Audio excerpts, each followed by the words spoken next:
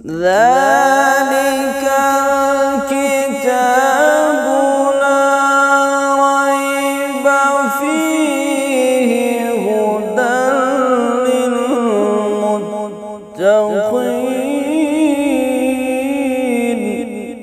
السلام علیکم ورحمۃ اللہ وبرکاتہ۔ پیارے بچوں، میں ہوں قاری مختار سر۔ امید کرتا ہوں کہ آپ سب خیریت سے ہوں گے، عافیت سے ہوں گے، اور اللہ تعالیٰ سے دعا کرتا ہوں اللہ تعالیٰ آپ سب بچوں کو اور پوری دنیا کے مسلمانوں کو صحیح سلامت رکھے اور اس وبا سے ہم سب کو بچائے رکھے۔ آپ کی خدمت میں اس لیے حاضر ہوا ہوں کہ جو یونٹ سیکنڈ کا سلیبس ہے اس میں جو تجوید کے رولز دیے گئے ہیں وہ ہے میم ساکن کے قاعدے۔ تو میم ساکن کے قاعدے آپ کو سمجھانے کے لیے آپ کی خدمت میں حاضر ہوا ہوں۔ تو سب سے پہلے ہمیں جس بات کو سمجھنا ہے وہ یہ ہے کہ ساکن کس حرف کو کہتے ہیں۔ تو چلیے شروع کرتے ہیں سمجھنا۔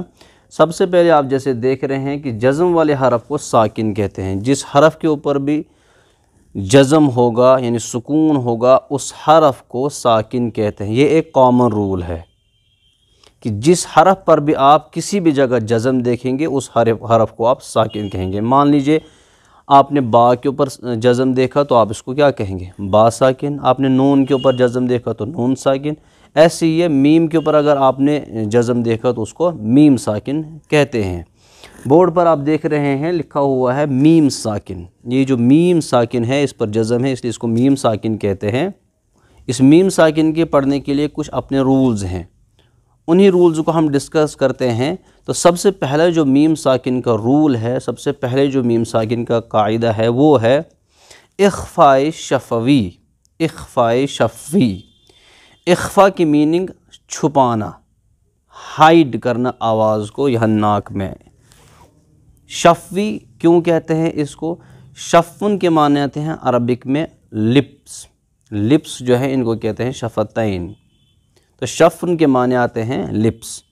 چونکہ میم کا جو مخرج ہے یعنی میم جب ہم پڑھتے ہیں تو وہ کہاں سے ادا ہوتا ہے؟ وہ لپس سے ادا ہوتا ہے، لپس کے باہر والے حصے سے، لپس کے اس خشک والے حصے جیسے میم میم۔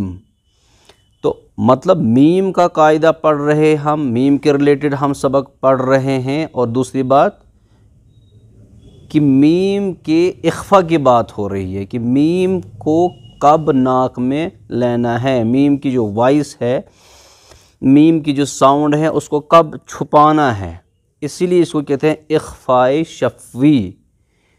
اخفاء کرنا ہے، ناک میں آواز چھپانی ہے 2 سے 3 سیکنڈ، نہ 3 سیکنڈ سے زیادہ نہ 2 سیکنڈ سے کم، ایک الف کے برابر۔ ایک الف ہوتا ہے 2 حرکت کے برابر، یعنی 2 سے 3 سیکنڈ زیادہ سے زیادہ، نہ 3 سیکنڈ سے زیادہ نہ 2 سیکنڈ سے کم، ناک میں آپ کو آواز چھپانی ہے۔ جیسے آپ نے اخفاء کے تنوین اور نون ساکن کے قاعدے جیسے آپ نے پڑھے ہیں، اس میں کیا آپ نے پڑھا؟ نون ساکن یا تنوین کے بعد اگر حروف اخفاء آ جائیں تو نون کی آواز کو ناک میں چھپا کر پڑھتے ہیں، جیسے آپ نے پڑھا من شر، اور نون ساکن کے بعد شین آئی۔ ایسے یہاں پر بھی میم ساکن کی اخفاء کی بات ہو رہی ہے۔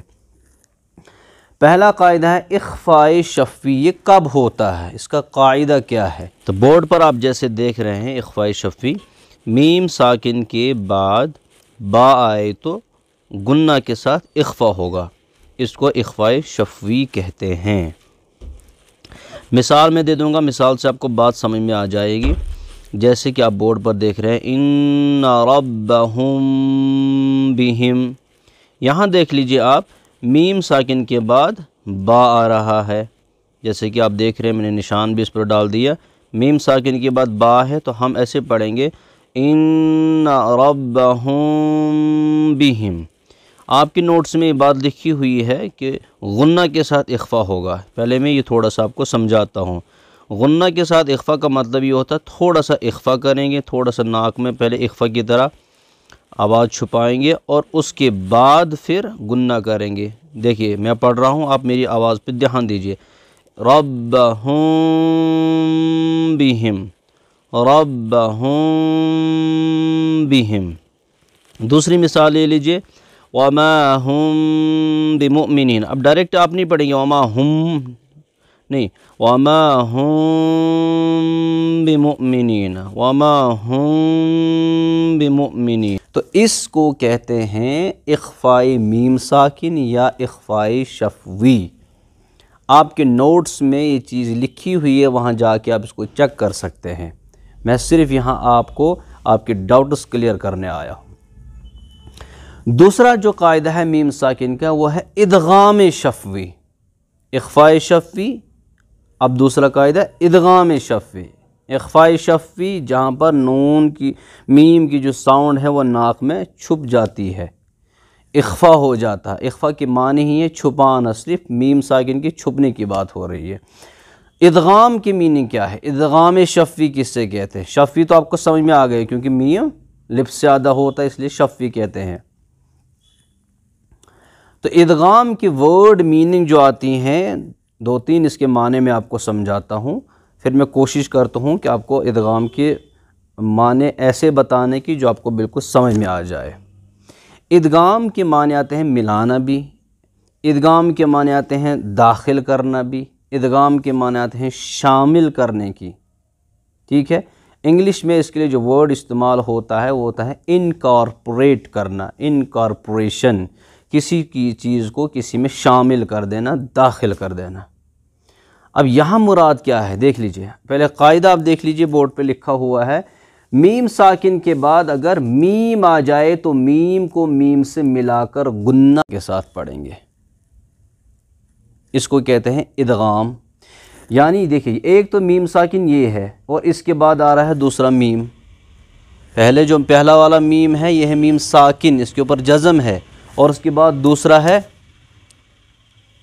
इस मीम पर हरकत है, इलैकुम, फिर मुरसलूना। तो जो पहला वाला मीम है इस मीम को दूसरे मीम में मिलाएंगे हम, दो मीमों का एक ही मीम बनाएंगे, इनको इनकॉर्पोरेट करेंगे, इस मीम को उस मीम में दाखिल करेंगे, शामिल करेंगे, मिक्स अप करेंगे। जैसे ये मिक्स अप हो जाता है फिर ये दिखने में तो दोनों हैं लेकिन पढ़ने में फिर एक मीम आएगा। जैसे हम पढ़ते हैं इलैकुम मुरसलून, अगर अलग अलग करके पढ़ते हैं इलैकुम अलग फिर मुरसलून अलग, लेकिन जब इन दोनों मीमों को आपस में मिलाते हैं, इनका इदगाम करते हैं, तो हम पढ़ेंगे इलैकुम मुरसलून। अब यहाँ पर गुन्ना होगा क्योंकि दो मीम आपस में मिल गए, दूसरे मीम पर तशदीद भी लग गई, तो अब इसको कहेंगे हम यहाँ पर गुन्ना के साथ पढ़ेंगे। अब आपके जहन में एक सवाल उठ रहा होगा कि सर अगर डायरेक्टली पढ़ेंगे तो कौन सा फ़र्क पड़ता है, सीधा अगर पढ़ेंगे लहुम मा यशाऊन, अगर अलग अलग तोड़ के इनको पढ़ते हैं तो हम पढ़ेंगे लहुम मा यशाऊन, फिर गुन्ना की ज़रूरत ही नहीं पड़ेगी। लेकिन हम इन दोनों को आपस में इनकॉर्पोरेट करते हैं, इनको आपस में इदगाम करते हैं, इन दोनों को आपस में मिला देते हैं, तब दोनों मीमों का एक मीम बन जाता है, दूसरे मीम के ऊपर तजदीद लग जाती है, तो हम पढ़ते हैं लहुम मा यशाऊन। फिर फ़र्क ये होता है कि आप गुन्ना के साथ पढ़ना है। अच्छा, एक और चीज़ आपके जहन में जो सवाल उठ रहा होगा कि सर फिर हम इदगाम करने की क्या ज़रूरत है, अगर ऐसे भी पढ़ सकते हैं तो बेटा इदगाम इसलिए किया जाता है ताकि पढ़ने में आसानी हो जाए। याद रख लीजिए, जब भी हम किसी जगह इदगाम करते हैं, इख्फा करते हैं, इजहार करते हैं, तो कुछ जगहों पर रूल्स इसलिए बताए गए हैं ताकि जो कुरान की खूबसूरती है वो खूबसूरती बरकरार रहे। लेकिन इदगाम की जहाँ तक बात है, इदगाम इसलिए किया जाता है ताकि पढ़ने में आसानी हो जाए। अब देखिए यहाँ पर जब हम पढ़ते हैं अल्लाहुम्मा यशाऊना, लेकिन अगर इसको गुन्ना के साथ पढ़ते हैं तो आवाज़ में खूबसूरती भी पैदा हो जाए, अल्लाहुम्मा यशाऊना, तो लहुम्मा पढ़ने में मज़ा आ रहा है, आवाज़ बिल्कुल नीट एंड क्लीन निकल रही है। तो इस कायदे को कहते हैं इदगाम शफवी, कि जब मीम साकिन के बाद दूसरा मीम आ जाए तो पहले मीम की जो साउंड होती है वो दूसरे मीम के साउंड में दाखिल कर देते हैं। इसको कहा जाता है इदगाम शफवी। गुन्ना के साथ पढ़ेंगे, पहले में इख्फा और दूसरे में गुन्ना। तीसरा जो कायदा लिखा हुआ है आपके रूल, उसमें यूनिट सेकंड के रूल्स जो लिखे हुए हैं तजवीद के, उसमें तीसरा कायदा है इजहार शफवी। इजहार के तो आप पहले भी पढ़ चुके हैं, इजहार के माने ही हैं साउंड को ज़ाहिर करना।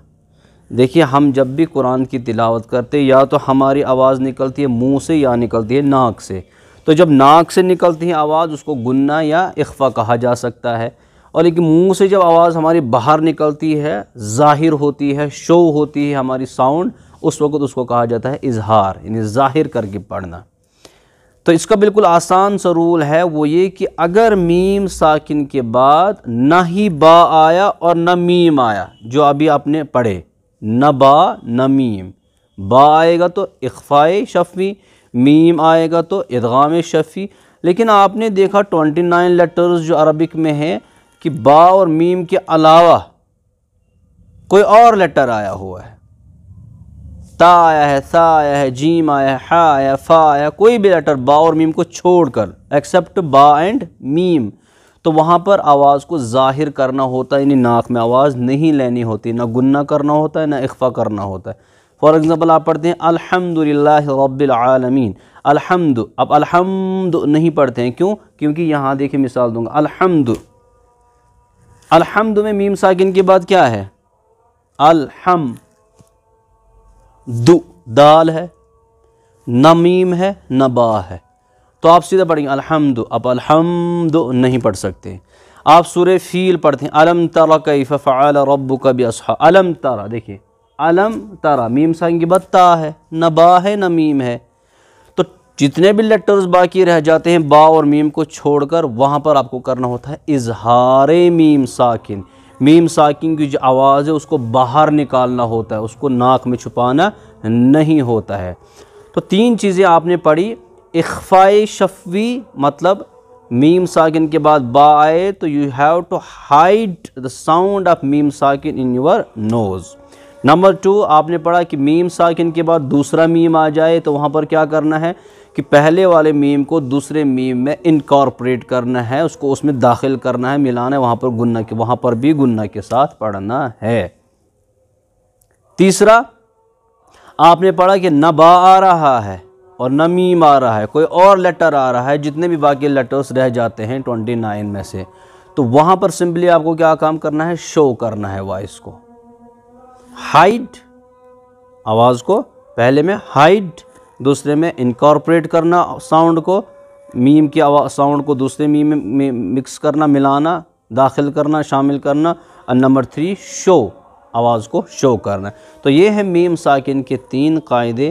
مجھے امید ہے کہ آپ کو سمجھ میں آ گیا ہوگا. سٹل اگر کسی بچے کا کنسپٹ کلیئر نہیں ہوا تو ہمیں کمنٹ کر کے بتا سکتا ہے کہ یہاں پر سمجھ نہیں آئے گا. ہم کوشش کریں گے آپ کو سمجھانے کی اور آپ کے ڈاؤٹس کلیئر کرنے کے لیے.